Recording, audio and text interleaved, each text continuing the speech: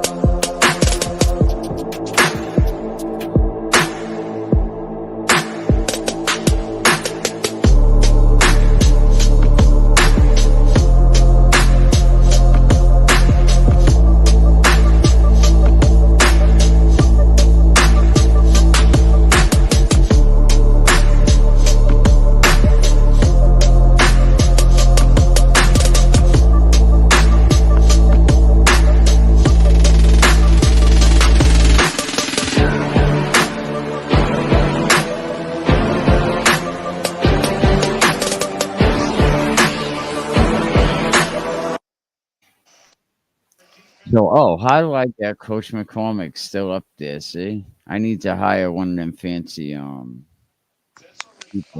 people that do all this stuff. What's up, Blake? How you doing? What's up? You could have kept Ryan up there. He's a good-looking guy. There you go. One thing I didn't mention. Big shout out to Dola Designs. You know, do you guys? Is there a website or because I don't have any kind of address. I keep telling everybody, call Blake. Blake will set you straight. We have a Facebook and an Instagram. All right, I'm gonna have to grab that from you. But how you doing, Blake? I'm good, man. You know, we got a short week for Mount Hope this week, but we got a long day tomorrow with election day, so that kind of helps. I was joking around. I actually started to send you the invite, and everyone said, "What happened to Blake?" And I said, "Well, I give coaches They get beat by 40 a pass. You know what I mean? But I also said that you. My phone died actually. I never even got your text. Oh, good. Yeah, because I never even sent it. It was one of them things where you texting it and you go to do something else and you never send it, and then you go back and look like, oh, I didn't send the text, but congratulations, EBoard. I think that's it's. I'm happy for you and Stanley because I think, like I've been saying all day, if any two guys can stop making change, it could be you and Stanley. Our guy Mike got voted off the island. What can I say? Yeah. But congratulations to you and Stan. Thank you. How do you feel about being on the EBoard? I mean I feel great. Like I feel like some of us younger coaches definitely have been wanting our voices heard. So I think that's something me and Coach Dunbar can definitely help do. I mean, talking to Jeff Marcone last year about the EBoard, it got me more interested in being a part of that. Um, it was funny because he was asking me who the representative was for our division last year. And I told him I had no idea. And he was saying how the representative of the division is supposed to communicate directly to all the coaches in your division. And I never got an email or a phone call from our representative last year. So, or any time during the process of realignment. Right, and last year we really didn't even know how any of this went. Now this year, we find out, and the people know now. Now the people know that you're on the board. Stanley's on the board. Coach, the Smithfield coach for Division 4 will be the representative. Jeff Marcone is the representative for Division 1. Stanley Dunbar. John George. John George is the other representative, and he's been around a long time. Definitely, where the Coach DeLauren said McCall beat him out, but he said he feels okay about it. And like you said, I mean, we need representatives that are going to do things and make change and reach out to the coaches in their division. Yeah, I feel like in some ways, in some years, a lot of coaches have no idea what's going on with realignment because either it's not communicated properly, and I mean that's why things continue to happen the way that they've been happening. And I mean, I'd love to be a way to help the EBoard and help the state and the realignment and have us come up with a structure that we can stick with for longer than 2 years. Because I mean, I feel like I've been a head coach for 5 years and we've had 4 different structured alignments for the amount of teams that's in each division. So, I mean, I'd like to just see some sort of continued alignment. And every time you have been very vocal about a lot of changes, and I know you actually submitted changes yourself as, advice to give people last season, the COVID season. So I think you'll be a great addition. And I actually think it's gonna go somewhere. Coach Dunbar is gonna come on tomorrow and talk about this, But congratulations to you and Coach Dunbar. Let's talk about Pilgrim a little bit. All right. You got a good game coming up. Mount Hope, is it right? Yeah, we have Mount Hope on Thursday night. It was originally scheduled for Friday at 4:30, and just with the busing situation in Warwick, we couldn't take that gamble, and there was no way we were going to get to Bristol at 4:30. We got to get you a souped-up bus, kind of like Westerly has and St. Ray's has. I'd love that. I'd get my license. I'd be the one driving that thing. Yeah, there you go. That is a badass bus. Like, have you seen that thing up close? I haven't seen it in person, but all the pictures, I mean, it definitely does its justice on that thing. I think a sound system, the whole that thing is pretty kick butt.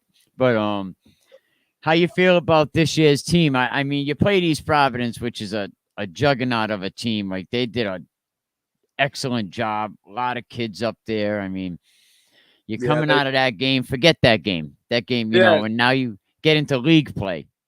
yeah. We got out healthy, and that was our biggest goal. Um, I mean, just watching film the next day and seeing that the defense was holding their own in the first half. We really only gave up 6 points defensively in that first half. We gave up a punt return, just kids not doing their right assignments.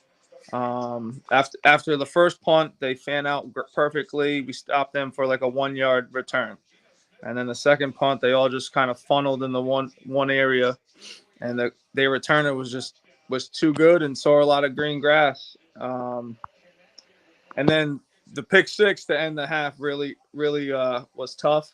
But I mean, we would have went for a field goal, but our kicker, he plays soccer, and he hadn't made it to the game from his soccer game yet. So we went for the third and goal with 5 seconds left.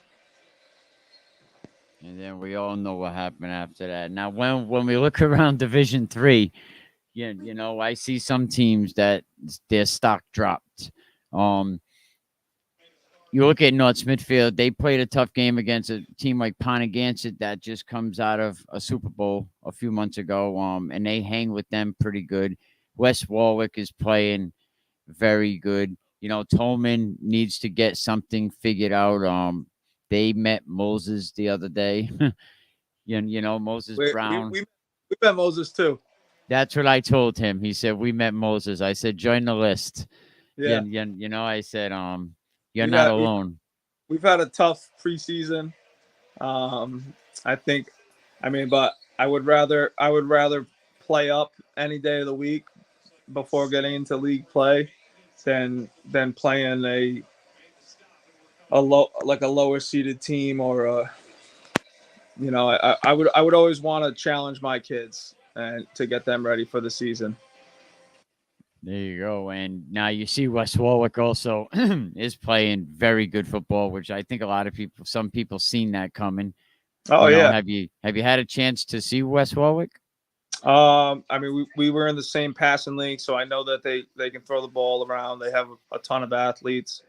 I was able to watch their game on Thursday, with it being on Thursday and on FO Sports. So impressive win for West, down 17, and to come back and win like that. That's a big win for a D3 program against a higher ranked D2 team. High school football is getting so interesting. Like the storylines with each team. Everything going on.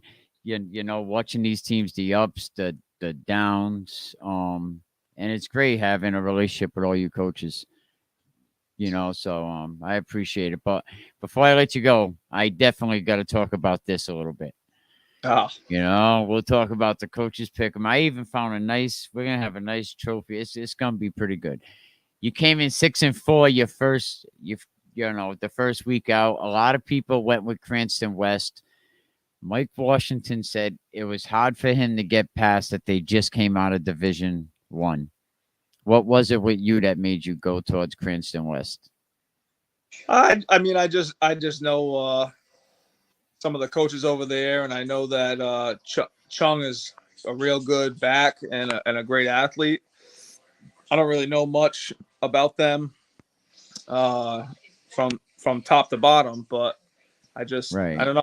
I had a feeling, but maybe I helped give the Wizards a little extra edge to win that game. There you go. And this is all fun. We're having a good time with this. You also picked Johnston over Lincoln. I didn't think Lincoln, I heard they were going to be big and strong, but I wasn't sure it was going to be as strong as they were against Johnston. Yeah, I don't know much about either of those teams right now. I know Johnston graduated a ton last year. But I mean, yeah, I just kind of went with them. Yeah, definitely some great games. Pontigansett, North Smithfield, they had a good game. North Kingstown, what can you say about them playing a good Portsmouth team? And they play Hendricken next week. And Keith Croft mentioned that he had a lot of cramping going on during his game. Gary Goodhart said that too. Did you have any? I think we had one. We had one athlete that had some cramping issues throughout during the game, but it wasn't until like the third quarter. But he was able to. It wasn't too bad where he couldn't go anymore. I know. I talked to a couple of the SK guys that I coached for Breakthrough, and one of them had to leave the game like completely. He couldn't like his legs were just gone. Speaking of breakthrough, look, I said I can't delete this. I was going through there. What can I get rid of? And I said I have to keep this, man. You had a hell of a team. Oh yeah. Blake, have you had a chance to look into the rule that I was talking about that talks about, the residence of students? What do No, you think I saw about this? about it, and I'm definitely curious to see what that's all about. Yeah, I'll definitely send the information over to you. It's actually up on their website as well, but I was just curious because not every student lives with their mom, and if they're gonna have to be punished to sit half the season, I don't think that's fair either. I understand why they're doing it. We all Yeah, know but why they're doing it, but who's policing that? You know, who's I don't think the, you want me to say or anybody wants me to say who I think's policing it. No, good question. And you're supposed to fill out a transfer waiver, right, and submit it to the director the way that the rule reads. yeah, And I guess they're supposed to make that eligibility. The thing is, it's some people have better advantages. Three people forced to go to court. I mean, it's just I don't know. We're gonna have to see where this goes towards the end of the season, but I don't know. I think if my kids live with me, like you're gonna make me get a court order, or they can't play half the season. Like, what if me and my right. wife didn't want to go to court? But that's the story. I was just wondering if you had a chance to look into it. I'm gonna post. I got the whole rule basically on Facebook, and I'm gonna post the section. I think it's in section 3, subsection D of RIIL policies. But Blake, congratulations. Maybe this is something you could talk about with the coaches association. Once you find out what's going on. Salute to my Yeah, guy, Coach sure. Dunbar. Both you guys, I think are great, good people for the job. Blake, good luck this week Thank against Moses Brown. Where is that game you. gonna be played? We got Mount Hope. Mount Hope. I'm sorry, Mount Hope. Yep, Mount Hope at Mount Hope Thursday night at 6. Mount Hope, Moses Brown. What am I thinking? And Mount Hope I Thursday see you, at Wes. 6. Yeah, Wes is in there. He's got Pano coming up. Big He's got to big get game rid of Friday. a Pano. Big game. Big D, Big big big D, game. 3B game right there. Yeah, no, it definitely is. And Jimmy Cook said he's flying under the radar, and I said, how high is that radar? Because there's a lot of y'all flying under that radar. That must be a pretty high radar. Well, I think everyone's trying to stay quiet right now. Oh yeah, yeah. I really help with that. All right, coach. Thank you, man. Thank you. Congratulations. Good luck. And you're Appreciate gonna it. have to send me all the information for Villa Design custom made home I will. decor. I Shepherd's will. Thank beautiful. you, giving us coaches a platform to just Oh, talk football, definitely. That's what it's represent our about. team. Let's have a good time this season. You know what I mean? Let's have a good time this season. But congratulations I'll, to I'll see you Thursday night. yes, you will. All right, Blake. I'll talk to you later, buddy. All right. See you. Congratulations to Blake. I think he's a good addition to the EBoard, right? Can we get a thumbs up for Blake? Coach Dunbar, we're going to get him tomorrow, and we're going to format some tough questions for Coach Dunbar. What's your first business with the EBoard? Let me see if I got it. Oh, yeah, here we go. These are the coaches that made it. We're going to get Coach Pennington's name out of here. Hang on. Oh, it's up here. Share the stream. We'll get this out of here. So let's talk about it, huh? Josh Lima. I was under the impression. Now, remember, I told you when Coach Ferraro confirmed this, and a lot of other people confirmed it, that Josh Lima was not going to be on the board. That Coach Ferraro was, I guess, the next in line, which I thought it was a vote, but who knows how that goes. So, and then they have past president on here, so to Keith Crawford, and I'm sure he's glad he don't have no part of that stuff. But the treasurer, secretary, too bad Coach D ain't around no more, because he would have been a great candidate as a treasurer. Oh, I had to. Coach Jeff Marcone over there in D1. My poor guy, Mikey Washington, getting voted off the island, man. What's up with that, man? You don't want Mikey Washington on the EBoard. I think they're afraid. I think they're like, nah, Mikey's too wild. We can't have Mikey Washington up there. He's too wild. But salute to Mikey Washington doing great things. Great things. Yeah, but they voted my boy off the island, man. Division 1 only has a couple teams, you know what I mean? So it's like you kind of know, kind of process of elimination, who voted for who, but let me get that back up here so we can look and see who I love. But you know what? In the past, we had no idea who the hell was on the EBoard. At least we're getting somewhere now with football, right? We know who's on the EBoard. But the same people are in powers, which is gonna make it hard. You still got Josh Lima in power. Coach Ferraro's been around a long time. He's not gonna switch up his stance. Tom Mowiski, that's another story. When I pronounce his name, we'll talk about that. Jeff Marcone, you know what you're gonna get. John George, EG. You kind of know which way that vote is gonna go. Stanley Dunbar, salute to Coach Dunbar. I think, young blood, wants to make change, doing positive things in football. So if change can be made.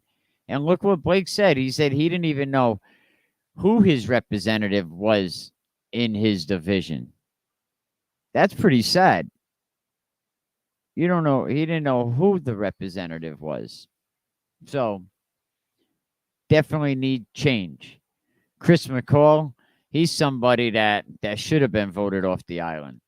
I mean, that's a fact. Not there for the right reasons.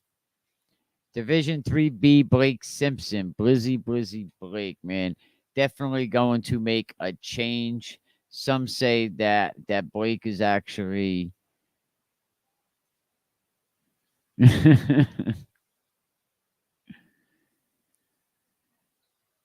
some say that some actually said that Blake Simpson is one of the smartest guys coaching, and it's not all about X's and O's. A lot of things that Blake does to run that program, things that, he's definitely a very intelligent guy. He definitely does things the right way. And Division 4, Glenn Castiglia. It sounds like a mob name, hey, But yeah, Division 4. Like I said, a year ago, Coach D could have been up in there. We would have made him the treasurer. But that's who's on the EBoard. Now let's talk about this other thing a little bit. Let me see. But yeah, so congratulations. We'll talk to Stanley tomorrow. See what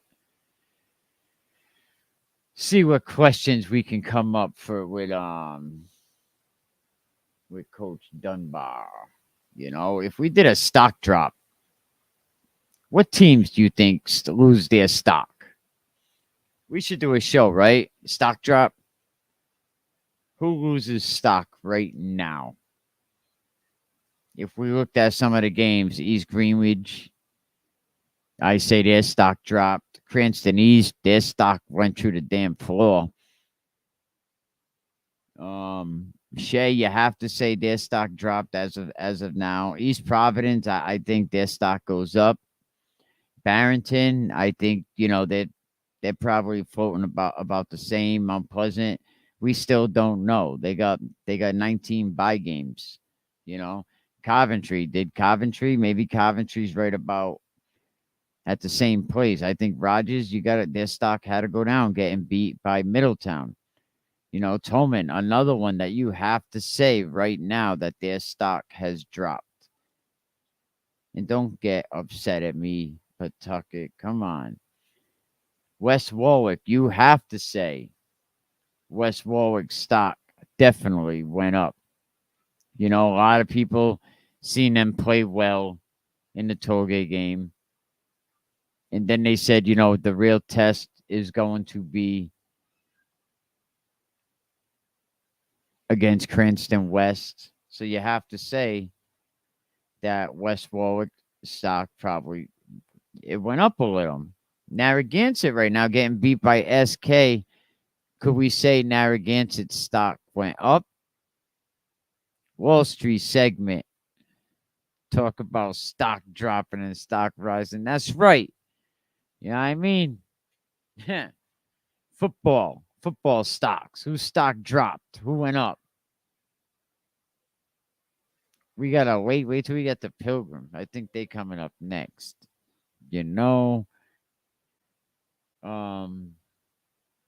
would have Pilgrim. All right, let's talk about Narragansett. Yeah, Narragansett gets beat by SK. A lot of crazy things went on in that game. Big PI, but yeah. So Pilgrim plays. Ooh. Yes, Davies. We are gonna talk about Davies because that. Yes, 1 second. So Pilgrim plays East Providence. He's like, get on with that. Pilgrim plays East Providence. East Providence, a juggernaut right now. They have 9,765 kids. Salute to my coaches over there at East Providence. Salute to Coach Stringfellow and his staff. And I think East Providence is going to be very, very tough. So you definitely got to say, I think their stock from the beginning of the season, their stock went up. Oh, let's see. Middletown definitely, I think their stock went up, beating Rogers. A lot of people didn't think they could do that. But yeah, Middletown beats Rogers. North Smithfield.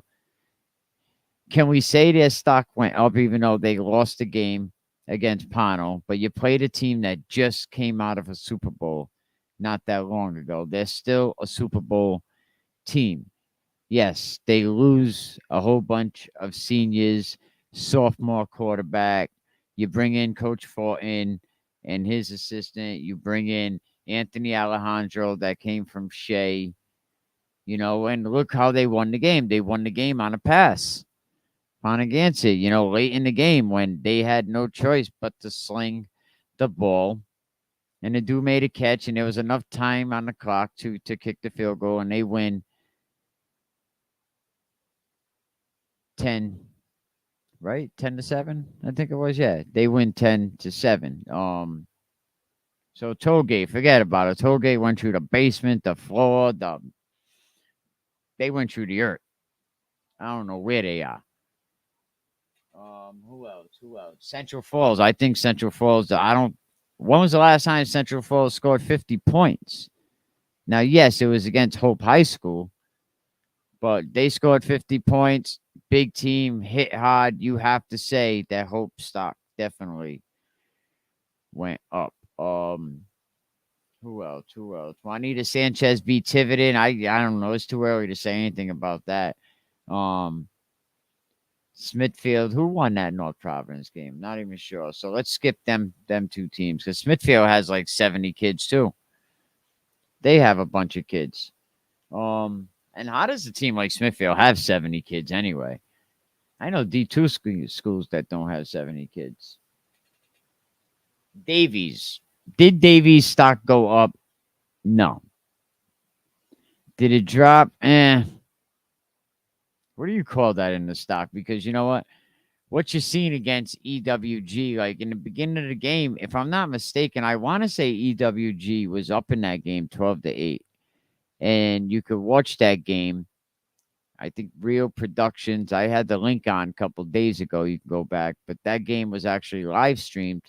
And it's funny because I'm looking at the coaches on EWG, and I don't know any of these guys. Like, respect to you guys, but like, you guys are over there. One guy's got his arms crossed, and you can go back and watch. I think I had Coach Goodhart. One coach got his arms crossed. The other coach is looking at his nails. The other coach is looking at a friggin' bird somewhere. And then you see Davies, the Davies player, running all the way up the other sideline, all the way for a touchdown. It's like, dude, aren't you? Let coaches listen. When the offense is out there, should you not be coaching up your players? Should you be like, different players, talking to them non-stop? Is it me? I mean, I'm not a coach, but I am USA football certified, but I at least know enough to say, listen, guys, you got to do this. You is doing this wrong. You need to correct this, not like looking for the crowds to open up and looking at a pretty bird, like I don't know what you guys were doing, but it wasn't coaching. Thank you. I appreciate that. And I say that respectfully. I definitely say that. And there's a team that was in the Super Bowl last year, and I think EWG has great kids. But that staff, definitely, I have to put them in the bottom 5. When I do the bottom 11, like I did the top 11, they're definitely down there. They have to turn it around. Situate. I like what Situate's doing, and I think just by that preseason game, Situate beating Shea, I have to say Situate's stock went up. I mean, why? No, even though, all right. Oh, it was our JVs. All right, well, it was Situate JVs too. Like Situate's team is JV. You know what I mean? So it's like, what does Situate have? They have 2 freshmen. They have like 6 sophomore that are starting. They don't have Situate don't have much, and they, so you have to say Situate went up. Hope has problems. We're gonna have more on Hope. Some BS that's going on at that program. Another one getting railroaded. But we're gonna have more on that. And Tiverton, like, oh God, oh my God, I don't even know what to call that. What do you call, like, what is that? Penny stock? You know, oh my God, like, God bless them. Like, who wants it? Who wants it? Let me see. What else was I looking at? We're gonna look at the rankings too. Did you see? Oh, I had Keith Croft on the other day. I was soup. Keith Croft's been on my bucket list. I ain't even going front. Keith Croft has definitely been a coach that I've been wanting to get on here, and he had no choice but to come on. Now he beat Londonderry. I think it was like 40-20. But yep, here we go. 3 freshmen, 5 seniors, and the rest are sophomore. Game Friday against Tiverton. You know what? On the coaches pick 'em, we should add Situate Tiverton game. We're gonna mix it up. We're gonna add the Situate Tiverton game on this week's coaches pick 'em. And if any other coaches want to get down with that, we're gonna talk about that in just a second. What the coaches pick 'em is, I'll talk about that out. What the coaches pick 'em is oh, here we go.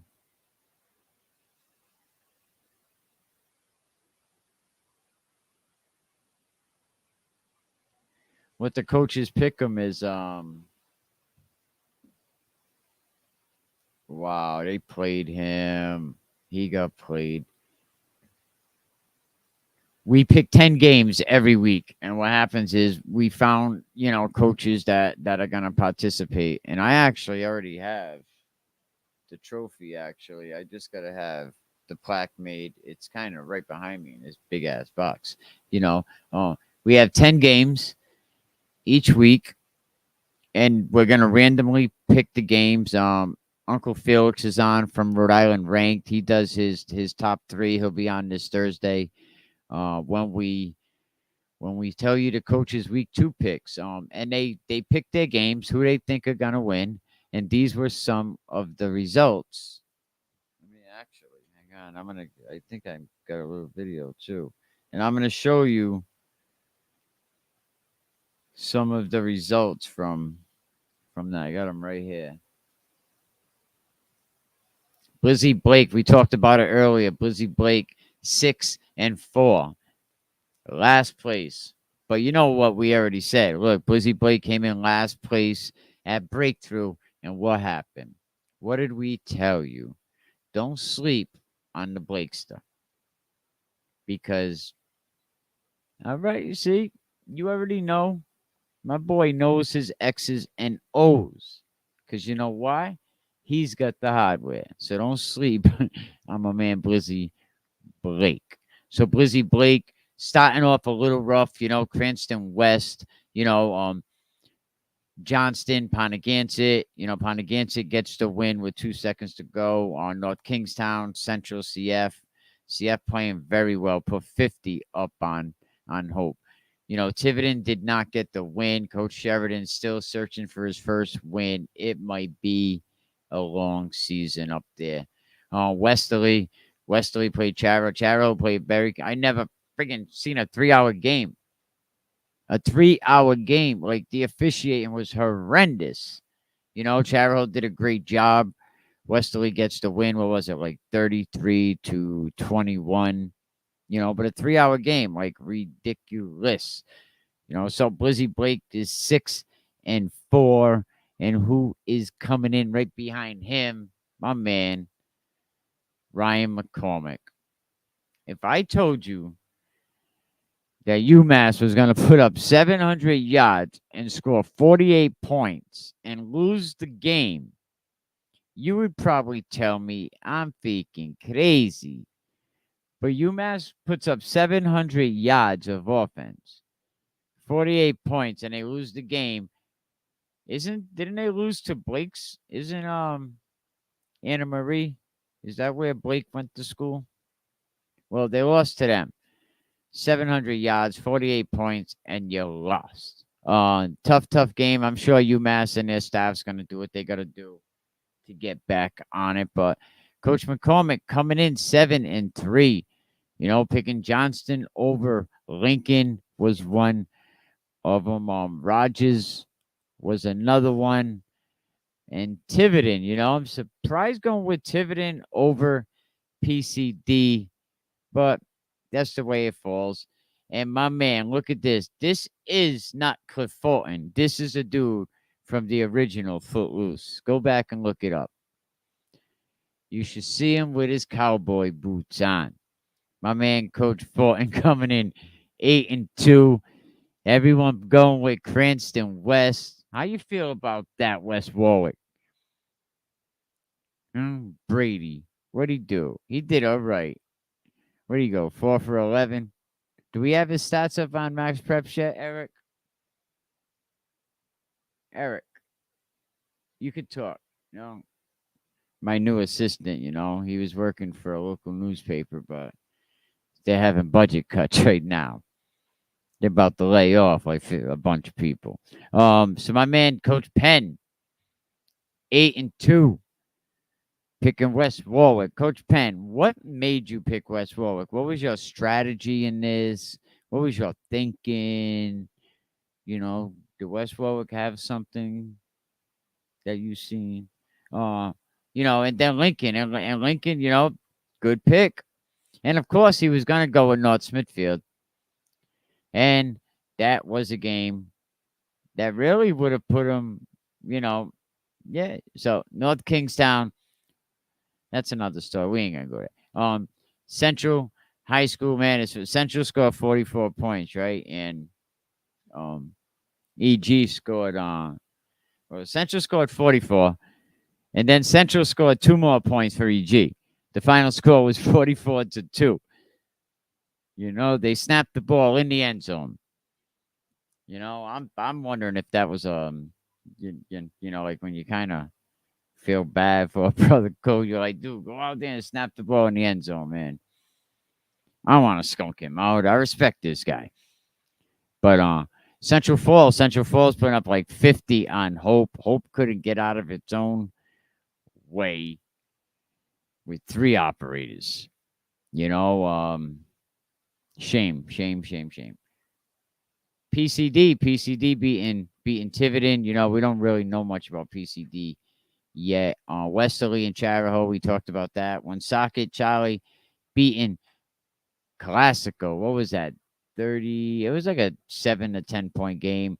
And then Rogers losing, Coach Penn going with the new coach up there at Rogers. So that was the one of the games that hurt Coach Penn. I didn't even get all the pitches downloaded on it. I don't have Alejandro's in here, and I don't think I have Eddie Insco's up on here. I mean, I could very easily do it right this second. All right, let me do that, and then we'll come back to Eddie and my guy over there, Uncle Felix. Uncle Felix picking West Warwick, and then Johnston. You lose that one. I thought you would have took Lincoln. You being, that part of the state. You seen Lincoln a lot, but nope. And you picked Pontigansett over North Smithfield, North Kingstown, Central Falls, PCD, Westerly, Classical. Ooh, you picked against Woonsocket. Woonsocket said, we're now on 7. There's somebody up there was like, they never picks us. He never picks us. And he said, I picked them in 2019. And then he had Rogers and Middletown beating Rogers. And I actually, in the process of, let me get them other pitches uploaded on there for you. Let's see. But let me see. What's the next graph we have?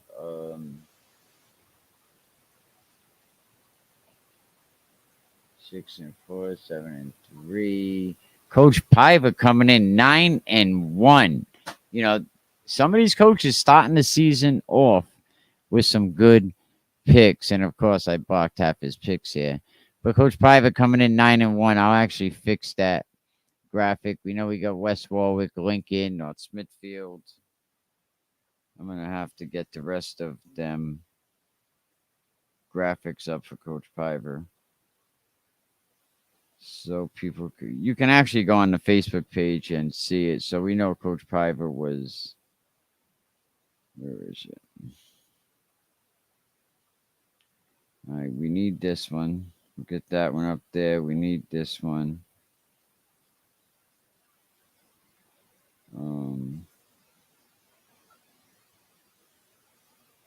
All right, there we go. All right, so Coach Piva coming in 9-1. Also coming in 9-1, Coach Dunbar. Guy's having a lucky week, He's on the board now. He's coming in 9-1 on the coach's pick'em. You know what I mean? He got that nice little mustache he be sporting. Cranston West. That was a lot of people's downfall. Cranston West. Lincoln over Johnson. Hey, he knew something. Pono, NK, Central, CF, PCD, Westerly, and Woonsocket. So the only one that heard him was the Cranston West game.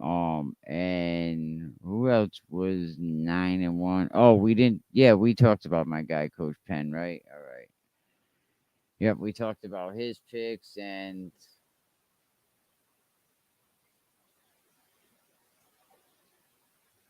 Let me see. All right. I gotta get one of these files out of here. Here we go. We'll get rid of Chris Skirker. Everyone knows his deal. All right, hold on.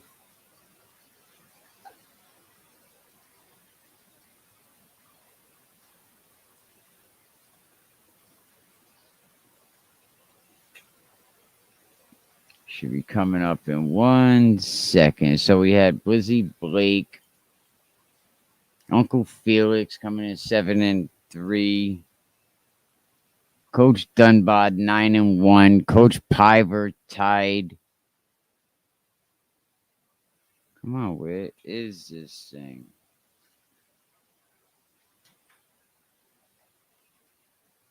Well, anyway, Mike Washington was also 9-1.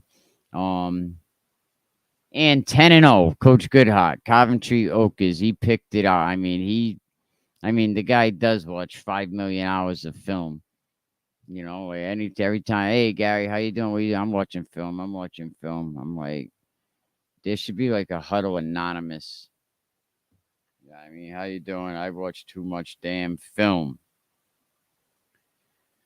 All right, so that's pretty much what it is. The coaches pick them. You know, I wanted to talk a little bit about this rule with the RAIL that they've been recently enforcing. They've been to court 4 times already this off season. You know, and one of the people that were going to go to court, you know, they actually get a lawyer. They serve the parent and say that no, your kid can't play. He's not eligible. He has to sit half the season. You know, I don't know if they thought that maybe just because the sound of the parents that, you know, but the parent went and got a lawyer and the RAIO backed right off. They said, never mind. You know, okay. And then other kids have to go to court, have to have hearings. So they definitely have been doing this. And I'm going to show you the rule. You want to see the rule, right? Let me find it now.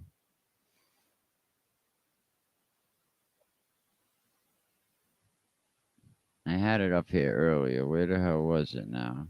Here we go.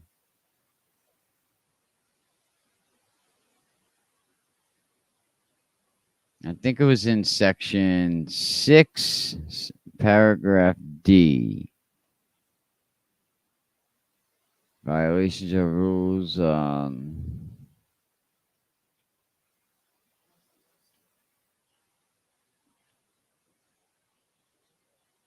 Hang on. Here's 3. Yeah, maybe it's section 3.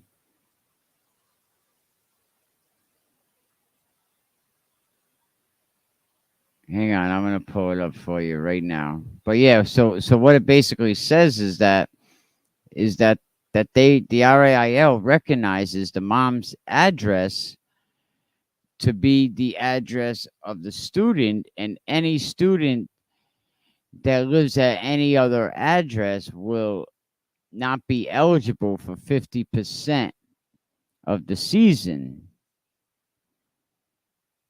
Let me pull up the website for you. But if you go to RAIL right now, hang on.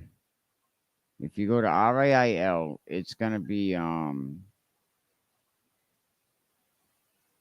on. All right, yeah, it's gonna be down here, promise. Give me 1 second to find it.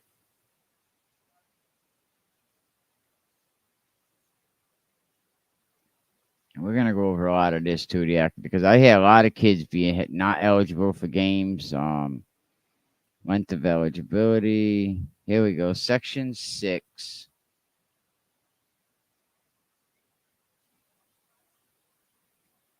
Here we go.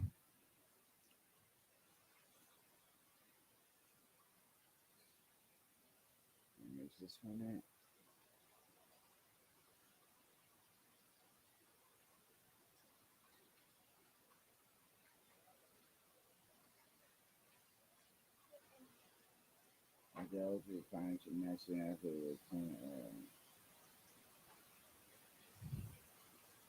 Oh, here it is. Section D. Here we go. Let me copy this. Bang. Now I'm gonna put the rule up on the screen. I'm gonna put everything on the screen. Let me get this off the screen. Let me go over here to banner. I'm gonna let it scroll right at the bottom of the screen. Because people are like, oh, I think you're lying. All right.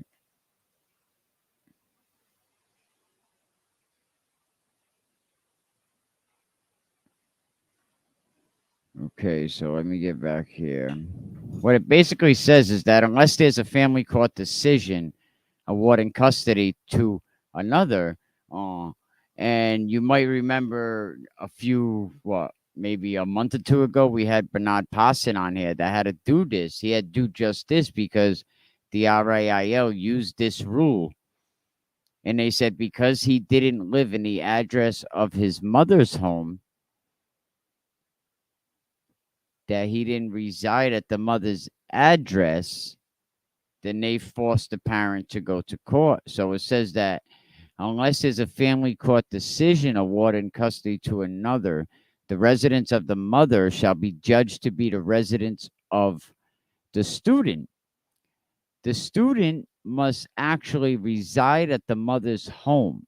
If the student neither resides at the mother's home nor in the home of the person awarded custody by family court, the student shall be subject to a waiting period of 50% of the league schedule before becoming eligible.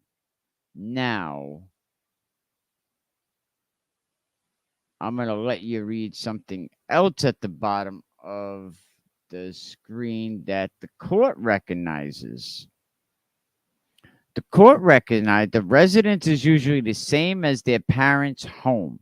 If the child lives with a qualified adult who is not their parent, then the home of the qualified adult is the child's residence. A child can't have more than one residence at a time. An adult relative who gets public aid for the student and who the student lives with, that's basically the child's address. So if the court is saying that this isn't it, how can the RIIL say it? And if anybody has a problem with this and you need help, what paperwork to file, we're going to have a link up here. And Bernard Parson told me this morning, because he had to do all this, he said he will help you. He will tell you what you have to do. Because Bernard Parson, a strong father, believes in his kids' education. He went through the process to get his kid into court. How many moms? And we're in the biggest, like 3 out of 4 homes are fatherless homes. And it was a lot of great comments that was up today. A lot of people saying good things that the kid, he has to live in a bad environment if he wants to play his full season. There was a lot of great points made today, and the wording is horrible with this rule, and we all know what this rule is about. We all know who this rule is about. We all know that North Kingstown has been doing this same shit forever, and it has never been a problem. We got to look up on I bet if we look up what pathways brings into NK, it's ridiculous. But when it becomes an inner city school, it's just starting to look that way. But the court is saying that the residence is either parent. If the child lives with a qualified adult who is not their parent, then the home of the qualified adult is the child's residence. But the RIIL is saying differently. They're saying that they recognize the home of the home of the mother to be the home of the student. Now, how twisted is that? Like all this to prevent kids from like playing their senior year, and these people that are pushing this narrative are okay with these kids losing this eligibility. I just think that's a stupid rule. I think they're gonna be sued. They already been to court like 4 times this year. I think they lost all 4 times this year. A judge is on the record saying he never heard anything so absurd. Like, look at this rule. I mean, you probably can't see the writing up on the screen, but screenshot it, blow it up. It's over here in RAIL. You go to section Article 3, eligibility, subsection D. And then it goes on to say, in case where the family court, let me see if I can get this too. Hang on.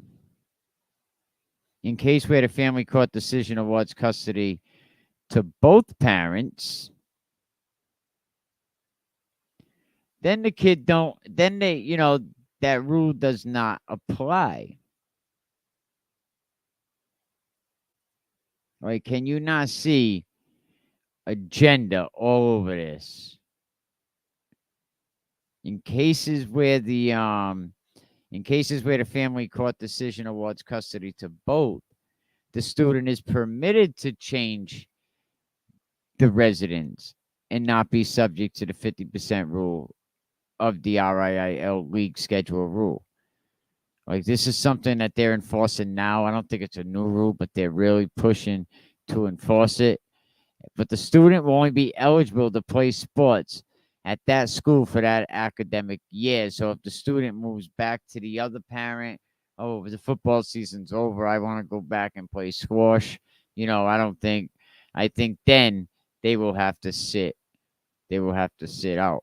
But I told you all that this is what was going on.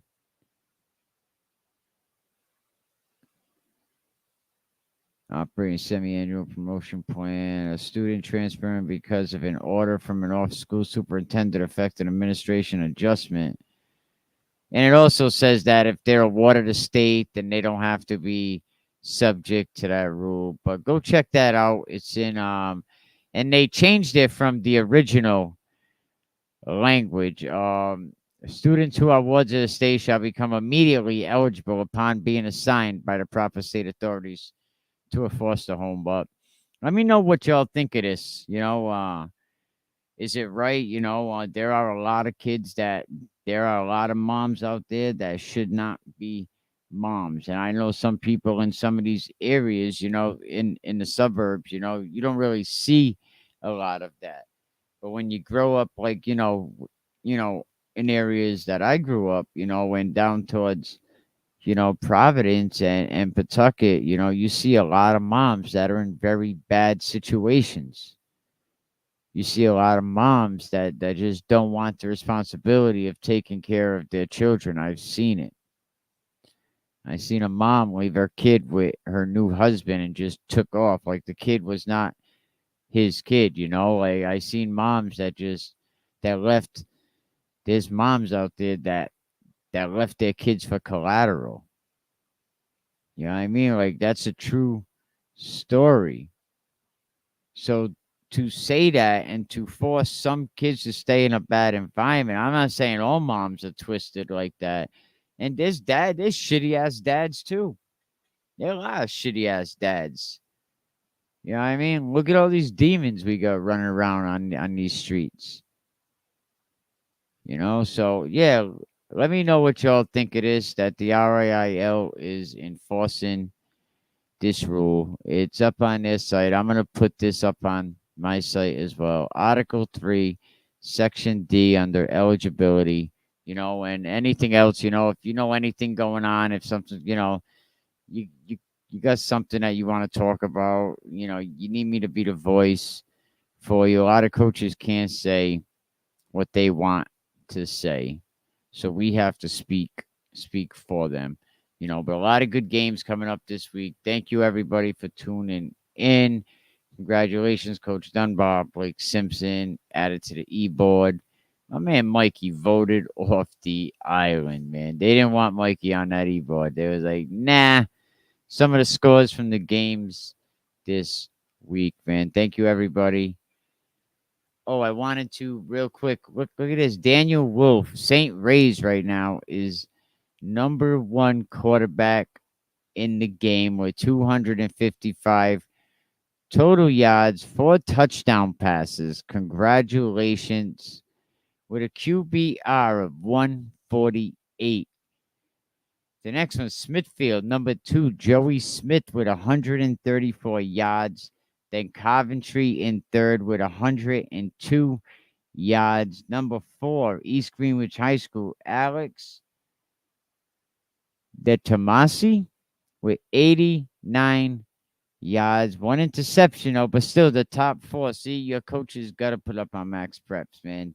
Coaches, put on max preps, man. Stop hurting these kids. They're going to get all offended now. Oh, what do you mean? I ain't hurting no kids. But, yeah, and definitely if you want to get down with the coaches, pick them, definitely let us know. We could make that happen. You know, we're actually having a real good time doing it.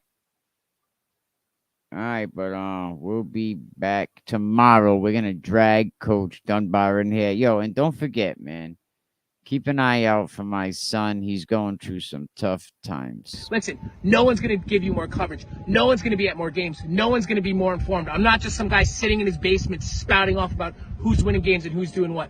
We're real. The rebellion is real. Providence Journal coverage is going to be real this year. It's almost here. 3 days away. This dude even wants to take my damn name. We see what happened to the last dude tried to. Yeah, I bet he probably went home and cried. I bet he probably went home and cried too.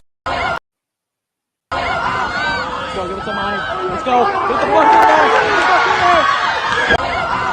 Let's go, give it to mine. Let's go. Get the fuck in there. Get the fuck in there. Let's go.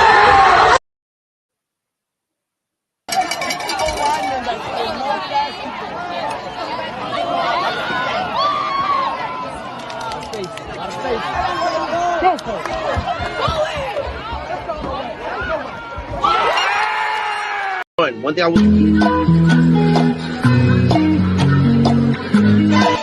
it's our business to keep up with this thing.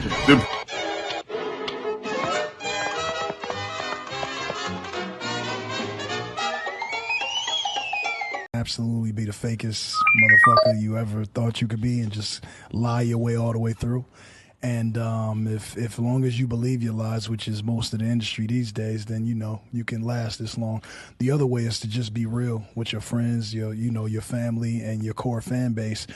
Just 100% authentic, and you keep it real with them, they keep it real with you, and they'll support. I love what Mikey does. Sometimes I'm like, yo, you over the edge, TMZ with it, but the boy gonna do you something nasty. I hate to say it, more times than not, he get the results he wants. Right, and to be honest with you, I honestly don't think it's over. Honestly, I think exactly what this state needs.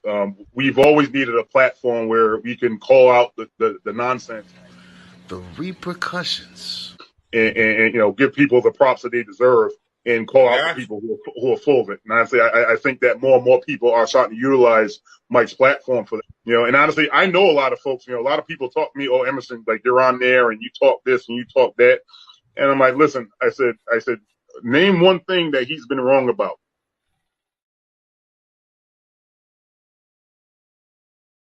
And then there's silence.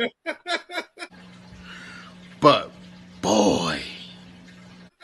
Right. Because they know. Because honestly, like that stuff that's being exposed, they're like, "Oh, damn, how did he find out about it?" And again, Mike has his sources, and I never get into that. But at the end of the day, what he exposes is the truth. And people don't want to hear that. They want to hear the watered down version. They want to hear, "Oh, well, I don't know how he found that out, blah, blah, blah." But, they want to duck and dodge and this and that. And, there's no need for that. It's like, okay, we need to bring a level of respect back to, coaching and administration and stuff like that. And honestly, when people get called out like that, they call out the nonsense. And that's exactly what we need. Y'all better stop playing with that boy. Oh, the alignment's good for football on second thought. Dude, you crapped on it this whole video, man. Sitting there like I have no clue what I'm doing. Like I was just keeping my hands out of it and people were just taking shots at her left and right. And it was, for me, it was. Dude, he said, "I have no idea what I'm doing." We know that. But what you meant to say was like, I had nothing to do with this. No, you called out a parent. I have never, ever, ever called out a parent, man. Never crossed that line, man. That's unprofessional, man. You work for the Journal, man. Now, Division II this year is really Division I point. To mention that, you know, I somehow could have prevented this thing. How could I possibly prevent Classical from going to Division III? You know what I'm saying? They could have simply just split Division I up again, like we talked about in the coaches meeting. And this is another problem. I'm sorry if I'm ranting right now, but no, please go, because we all want to know, and I think it's only fair that we all know, because a lot of people are puzzled. The Power Four, the Power Four, right, is not what we have now, correct? Correct. Teams that are now Division I was named after a player. If you called it the Quiddy Pay Division, nobody would be chirping about this. The administrators don't want to do it. So a lot of people want a bigger Division I. The bigger problem, I think, is that the fact that they named these divisions Division I, II, III, it would be easier to understand, easier to take, and you would go with it. So then he made fun of me and how much money I make, which was hilarious because he was way off. And I just thought it was funny because he was wearing like New Balance dad shoes. Meanwhile, I got a pair of Jordan Lows on, and he's like, he's making fun of me. So,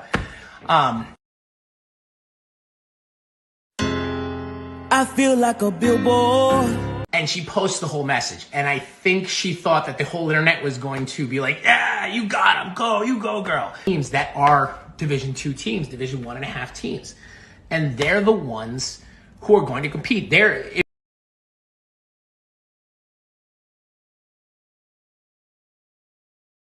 Exeter is very long. Did his knee touch the ground? I don't know. Most insanely idiotic things I have ever heard. At no point in your rambling, incoherent response were you even close to anything that could be considered a rational thought. Everyone in this room is now dumber for having listened to it. I award you no points, and may God have mercy on your soul.